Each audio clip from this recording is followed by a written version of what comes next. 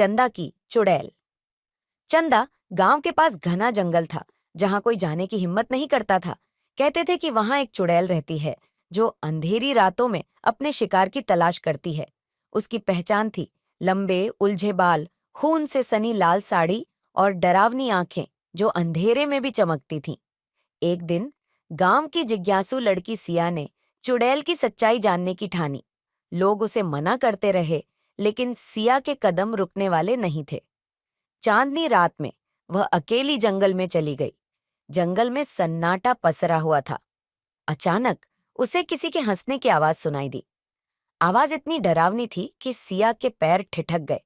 उसने पलटकर देखा, एक औरत पेड़ की शाखा पर उल्टी लटकी हुई थी।